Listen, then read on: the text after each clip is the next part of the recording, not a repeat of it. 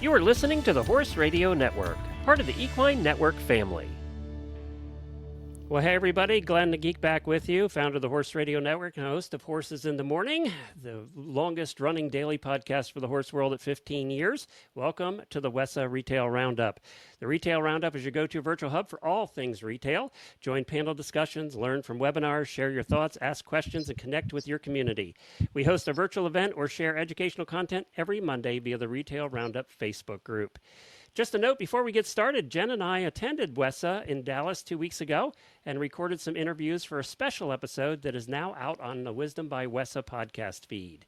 They are all new products or companies to WESA, and I think you'll enjoy the variety, and you might even get an idea or two for your store.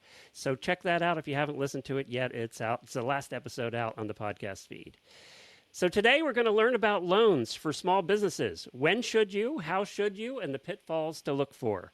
It's something that as a small business owner over the years, I've had to debate, and we've done it a couple times, and a couple times we decided we weren't going to. So we're going to discuss all of that today. And joining us is a friend of mine who's spent a lifetime helping small businesses find the right loan, and that's Buck Harris, who's sitting out in his very pretty scenery there at the farm in Aiken, South Carolina. How are you? It's in North Carolina. Is Aiken? I can know. South Carolina. Yeah, I always get that mixed up, which one it's in. We're almost in Georgia, for crying out loud. Yeah, this is not an AI backdrop. This is our little farm in the background, and I'm on my front porch. And anytime I can be outside, I'm happy. And when I'm elbow to elbow with you, Glenn, I'm even happier. So it's great to be here to talk about this stuff. You might hear a little bit of wind kicking up there, but just know that he's got a beautiful barn and horses behind him. So it's a pretty scene. It really is. So, Buck, thanks for doing this. Can you quickly tell us about your experience in the small business loan world? Absolutely. I started off having my own business and borrowing money to do that. So we're going back to 1984. I borrowed $50,000, $45,000. And started a little cafe catering place in downtown Danbury, Connecticut. And I did that for 15 years, ended up moving on from that for a variety of reasons. And then I went back to school and I got an MBA and I became an intern at a company called Community Investment Corporation in Hamden, Connecticut. And they're a small business administration, an SBA intermediary.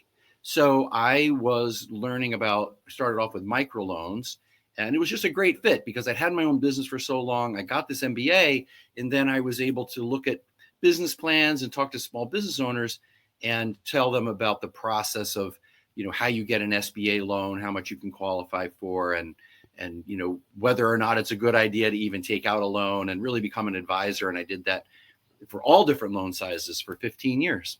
I think all the time I've known you, which is probably close to 12 years, I would think, or somewhere around there. Yeah, You've been doing this. That's what you did. Yeah. Now you're a professor, right?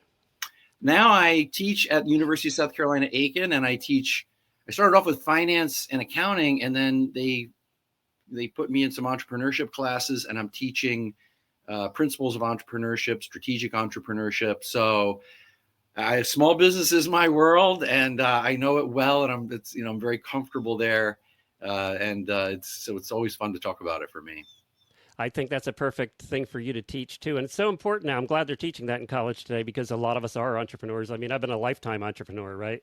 A serial entrepreneur is what we're called. Well, a little known fact: there are 4,600 businesses, plus or minus a few, that trade on the stock exchanges. 4,600.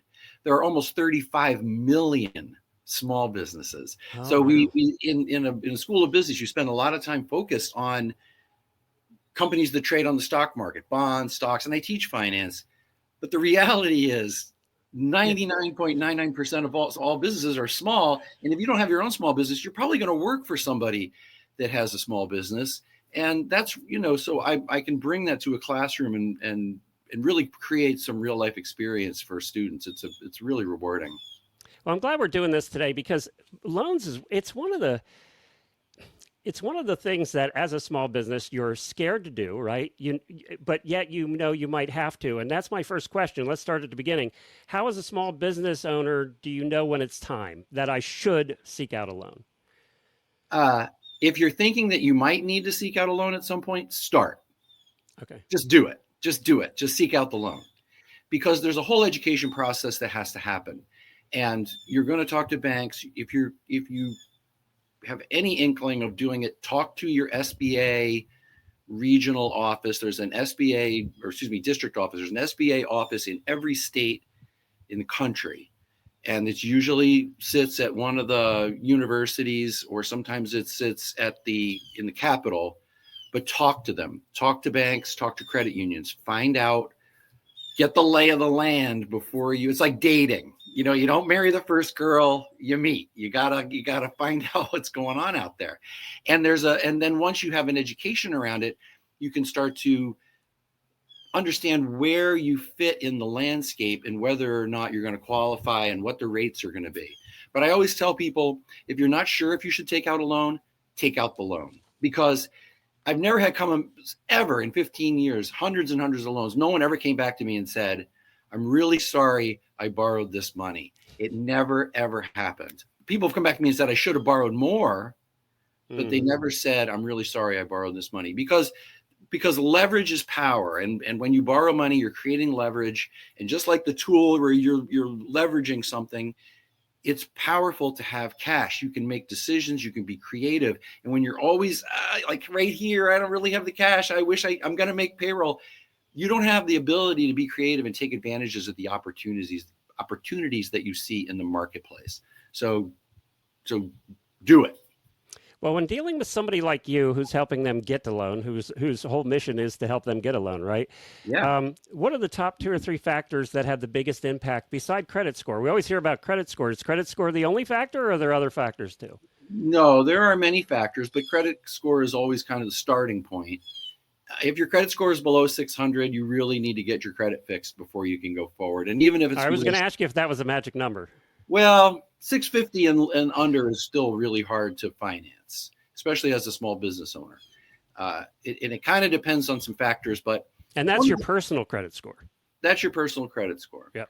One of the big factors is, do you have some outside income? So believe it or not, if you're married to someone who's making a living and can pay your personal expenses, you have a much, much better chance of getting a loan if your credit score is, 625 or 650 because you got dinged for something.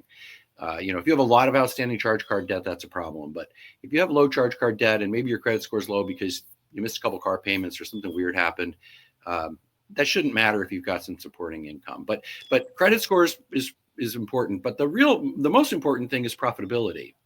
What are you showing as profitability for your company? And that Are you looking for a specific factor there, or does it depend on the niche? It depends on how much money you need to cover all your personal stuff. So if you're making $35,000 a year in your business and you're married to someone who makes $120,000 a year that covers your personal expenses, then you can probably get a loan because you've got available cash. So cash flow is what it comes down to. At $35,000 a year, you don't need to cover any personal stuff. You've got cash flow to pay the loan back, even if your business doesn't go up. But if you've got a $35,000 income and it costs you $40,000 a year to live and you don't have any support, then you're not showing any margin in there that has available cash to pay your loan back. So cash is king, and that's the reason why. And this is the problem that Jennifer and I always had, because we were always in business together. So we never had that outside income that they were looking for. Yeah, and it's important because banks don't take risk. At least they don't want to. They want a sure bet. And if you've got a job, someone that's got a job and they've been there 10 years and they make enough to cover your personal expenses, lending money to that, even a startup, then becomes a lot more possible, because startups are hard to finance, but you can get money for a startup if you're in that situation. I want to talk about startups in a second, but how's the environment right now? Are they tightening up, or they, I don't know if this year things have tightened up in the loan. Do you know? I do know. I think things have tightened up. I know that so banks are kind of the first place you go to. Big banks, then regional banks, then local banks, then credit unions. And then the SBA has options. And when the SBA is busy, that usually means that the banks have tightened up and they're referring people to the SBA intermediary lenders like Community Investment Corporation, where I worked. So we could always tell. And I did have a conversation with one of my former colleagues from there, and they're tightening up on restaurants, they're tightening up on gyms, small retail, some of the things that are a little harder to finance even in good times. They've pulled back on. So maybe some of those loans I wrote before I left are suffering, but that's on them. They're blaming you. Yeah. So you have a brand new startup with like no financial history. What do they have to go through to get a loan? So the first and foremost, supporting income, like we mentioned, is going to be really important. But then a solid business plan that demonstrates, number one, you understand the business that you're getting into. You really can demonstrate your target market, and you have a marketing plan that's going to bridge the gap between your product or service and the target market. And if you've really clearly identified your target market and you know how to reach that market, then your financial plan needs to demonstrate that you've got the cash available to market to that target market. And when you have the cash available to market to your target market, and you speak their language, you are the brand. I mean, horse people are pretty much always the brand. The people that own tack shops probably have a horse, Right. And people that do lesson programs and own a training barn are probably showing and competing, and they are the brand. So if you bring those things to the table, then asking for a loan is really a lot more feasible for a startup. The other thing is, do you have some cash to put in? So that becomes important. How about collateral? Is that a thing anymore? Oh, yeah. Collateral is a big deal. Like I have a lot of equity in my building or whatever. Yes. So if you already own the barn and it's paid for, and you can pledge that as collateral against the startup that you're going to begin in your barn, which would be a pretty unusual circumstance, but then the bank's happy because they're going to put a lien on that barn. And if your business goes bust, you lose the money you put in, and you lose the barn. And that's kind of the tough nut to swallow. But remember, banks don't want to take risk. They want to have, what they really want to do is give you the cash against the equity that you already have. So that's collateral. And inventory, does inventory count as that equity? It doesn't really, because the bank, what's the bank going to do with your inventory? Yeah, that's true. They're going to sell it on pennies and a dollar, and it's a hassle. Yeah, I mean, I once loaned money to a guy who had a company called Ohm Pillow, and it was a pillow that he had made in China, and it had these herb packs that you put in. So it was like okay. Herb packs that went in the bottom. So if you had allergies, you put a different herb in there. If you had ED, you put a different herb in there. So all these different herbs, and he went under. And we inherited all of his collateral, which was like 1,000 old pillows. And I think we sold the whole lot for like $50. Probably the Big Lots or somebody like that that bought them. I don't know. All right. We just had Buck move in because of the wind was getting bad there in Aiken. So thanks for doing that, Buck. And I can see your pretty kitchen now. So welcome to the cottage. It's beautiful. All right. So let's get back to small business owners. Some are hesitant to take on debt. So what's your philosophy on good debt and bad debt? There's different reasons for taking debt, right? And does that matter? Let me ask that first. Does it matter my intention for the debt? It matters a lot. So anytime you go for financing, you have to be very specific about what you're going to spend the money on. So it's easier to finance fixed assets than it is like if you're a brewery, it's easier to finance your equipment for your brewery than to try to finance marketing.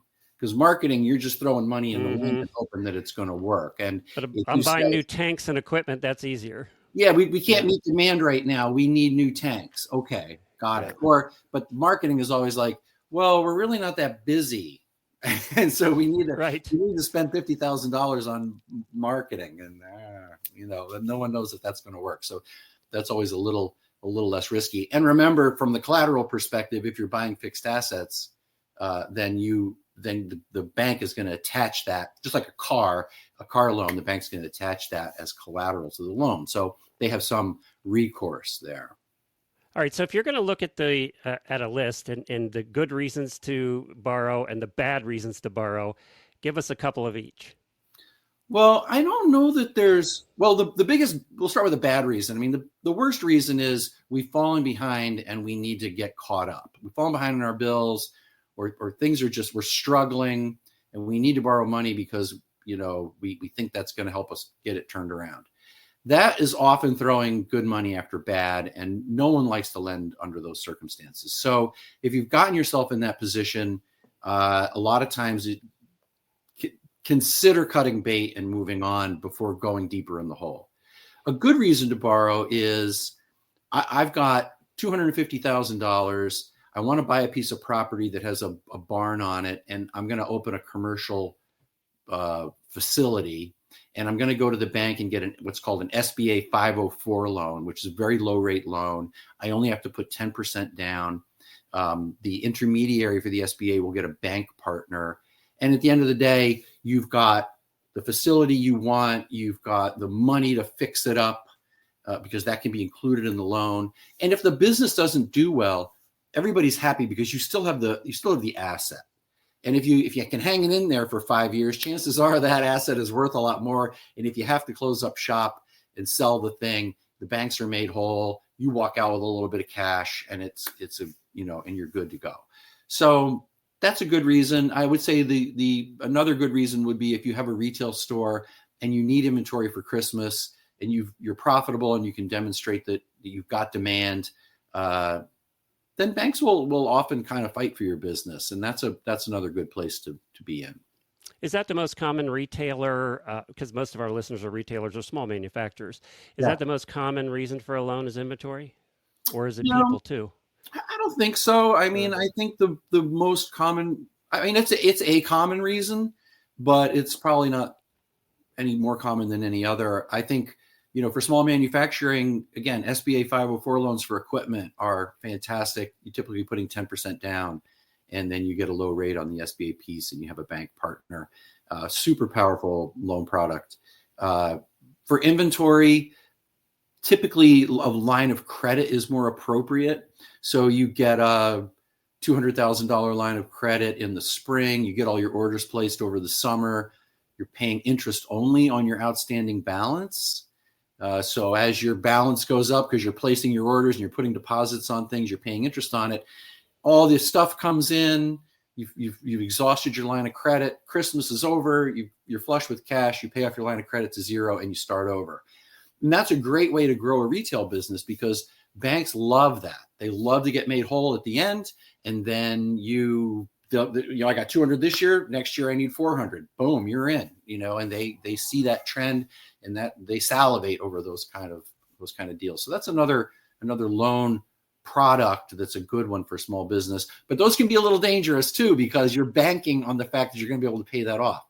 And if you can't, you may be able to pay down some of it, and then maybe turn into the rest of it into a term loan or work it out with the bank. But those can be incredibly helpful for growing retail businesses. So most small businesses now in retail have had to do some kind of online, right? I mean, they've had to go to selling and shipping, and a lot of them have done that. Does that matter when it comes to a loan? How much is brick and mortar and how much is shipping, or don't you care as long as the sales are there? I don't think anybody cares as long as the dollars make sense at the end of the day.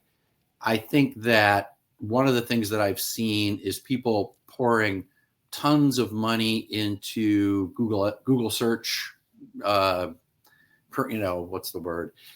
Ads and stuff. Yeah. And you've got all that SEO, search engine optimization stuff, and it works, but it's also a little bit risky, because you can spend $25,000 to get $50,000 or $100,000 worth of business, which is great.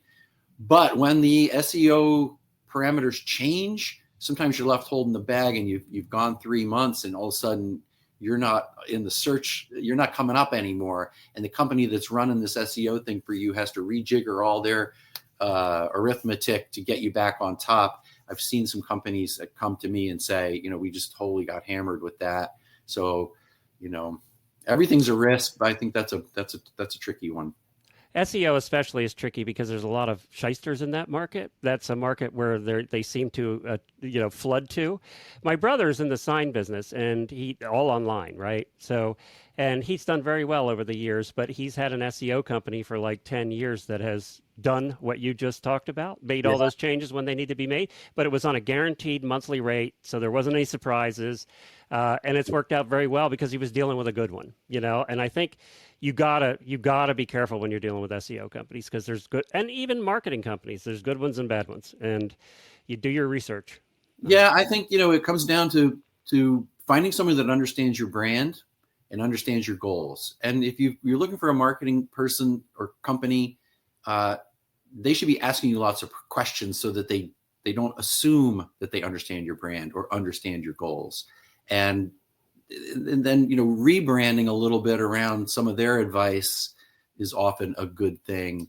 It's hard to take your company that maybe is kind of breaking even or doing okay and just layering on a bunch of advertising and thinking that that's actually going to change it. And I think that sometimes stepping back with a good advisor and really looking at the whole picture again, redefining your target market and how that brand is going to reach your market, maybe taking a look at your pricing. I think pricing is one of the most challenging things for a small business. And a lot of small businesses try to compete on price. It's just a bad idea, especially for retail. Really, you're competing on service at the end of the day. And if you can provide better service, you're going to attract a customer that's got money to spend, ample money to spend. And if you're competing on price, your margins are going to be smaller, and you've got to get volume. And then suddenly your small business needs more money to become a bigger business. And it kind of takes on a whole life of its own, that a road you might not want to go down. So let's talk about common misconceptions people have about the loan process. So, are there some common misconceptions people have that you have to overcome? Like the conversation you have with everybody you ever gave a loan to. Well, number one, it's going to take longer than you think. A lot longer. A lot longer than you think. Number two, you've got to have your numbers in order. So if someone came to do you want that from an accountant, or you take it? Do you want to see those? Well, you can tell immediately when I've done my own numbers and an accountant's done my numbers, right? Yeah. Well, I mean, yes, you should have professional services in the background. There is no amount of money you save by not having a bookkeeper at some level is worth it. I can attest to that. We've not had bookkeepers over the years, and we've had bookkeepers over the years. And the times we had bookkeepers and spent the money for them, it was always worth it. Always, always, always. And have I ever had you talk to someone who's got a bookkeeper that they like, and you said, and we asked them, could you do this without a bookkeeper? There's not a single person that said, I'm considering dropping bookkeeping. No one. But somehow it feels like something people can do themselves, and it's just a really bad idea. So what most lenders are going to look for is a professionally prepared tax return from the most recent year. So if someone came to me now and said, I'm looking for a loan, I'd say, well, I need your 2024 taxes. Oh, we're on extension. They're not due for another 2 weeks. The extension gets you to September 15th. You're like, come on, I got nothing. I got 18 months of no information from you except what you've produced internally. Come back to me in a month when you do your taxes. Come back to your taxes. Or why, if you really want to make a good impression on the bank, get your taxes done on time. I mean, that makes a big difference. And if someone came to me and said, I'd like to apply for a loan, here's my last 3 years of tax returns, and here are my interim income statement, balance sheet, and statement of cash flows for 2025, you've immediately, because the commercial bankers are always swamped with people that aren't going to get a loan, that are, they're casting nets and doing what they can.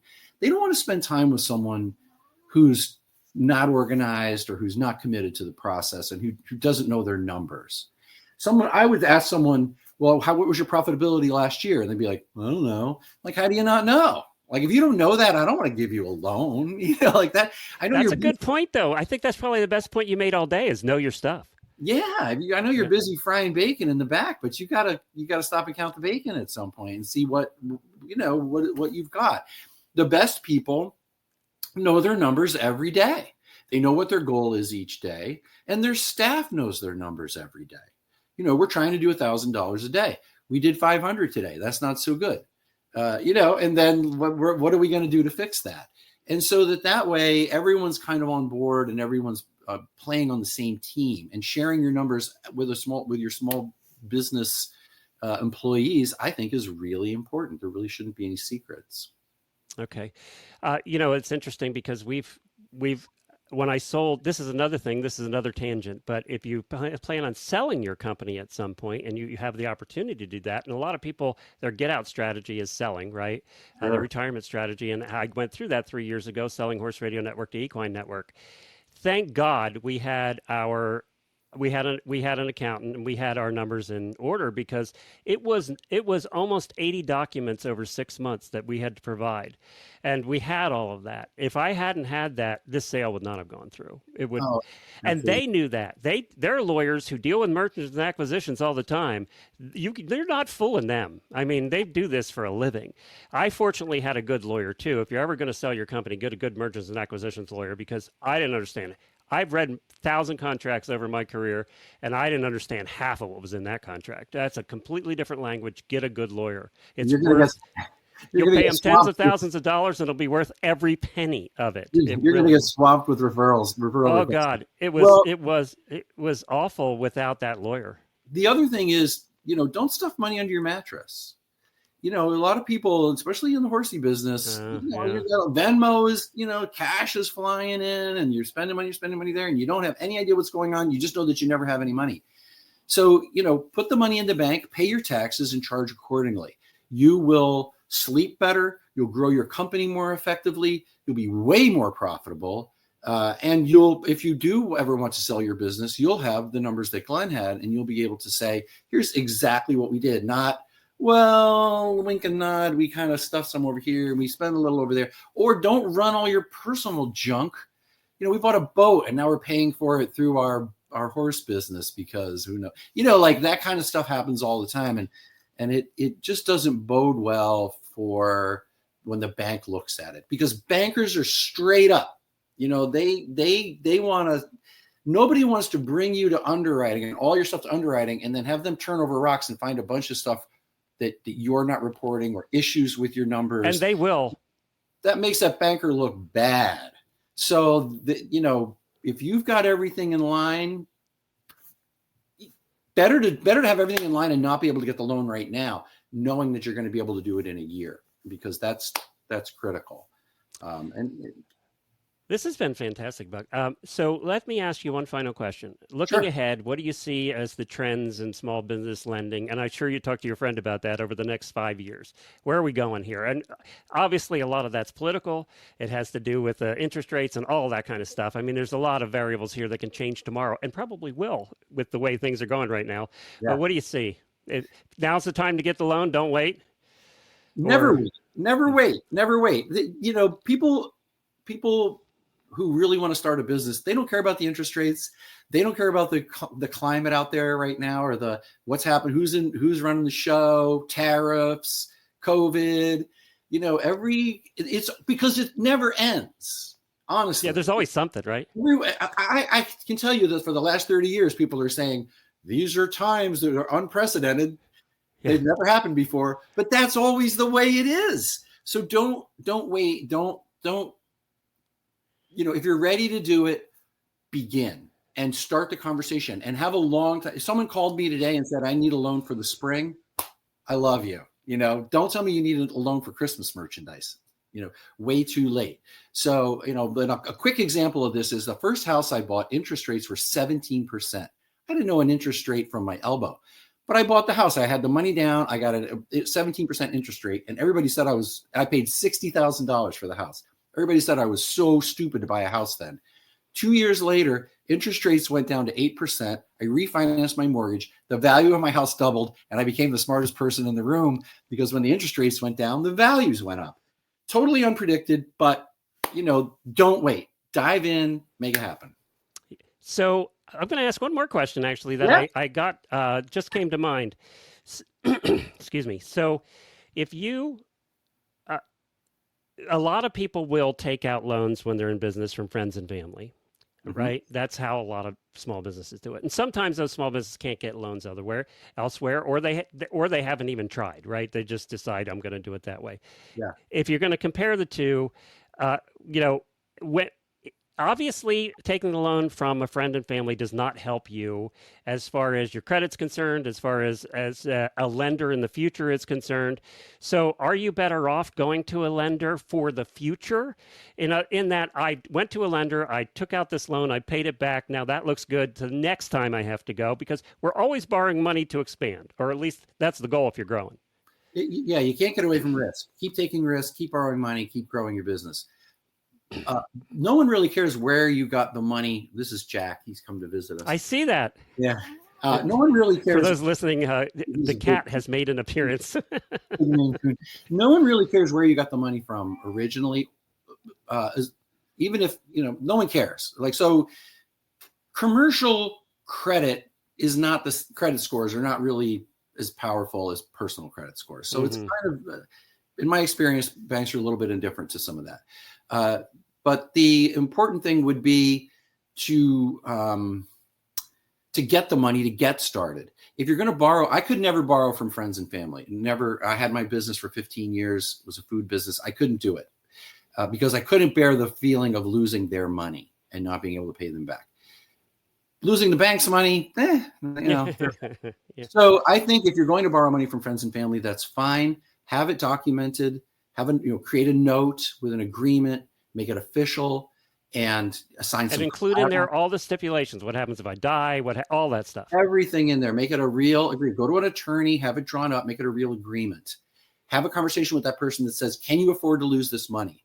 I've had 45-year-old guys come to me and say, I'm going to borrow $250,000 from my mom. And I'm like, can she afford to lose that money? And they were like, well, that's pretty much all the money she has, but it's going to be fine. I'm like, this is a really bad idea. Why would you do that? But if it's $20,000 and your parents can afford to lose it, then they're doing what they need to do. I'm all for staying out of the emotional side of it and trying to do everything you can to get the money from a bank. That said, do not expand your business using charge cards. That is the kiss of death. Can't tell you how many people I've seen come to me with $80,000 in charge card debt. They keep racking it up and then they want to refinance it. And no bank wants to refinance your charge card debt. So if growing or not growing depends on putting something, you got a $25,000 charge card, don't do it. Don't do it. You'll never get out from under it. It's horrible. So better to wait. Well, we're going to leave it on that. There's the best piece of advice all day. Buck, thanks for doing this. We really appreciate it.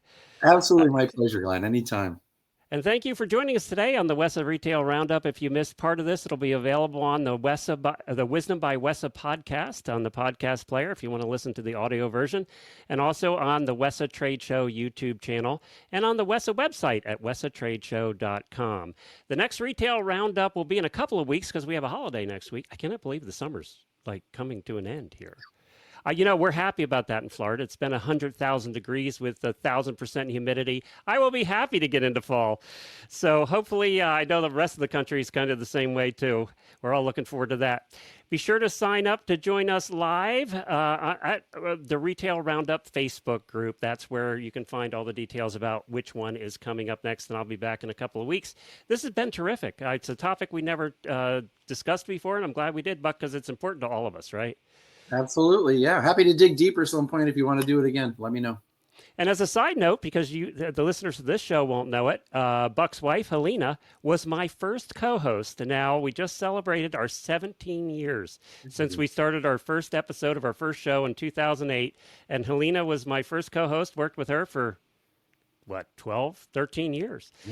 Yeah. And without Helena, the Horse Radio Network wouldn't be here. So kudos to your wife as well. And I'll let her know you said that. It will mean the world to her. And a big hug to her, too. Of course. Thanks, everybody. See you in a couple of weeks. Ciao. Happy selling.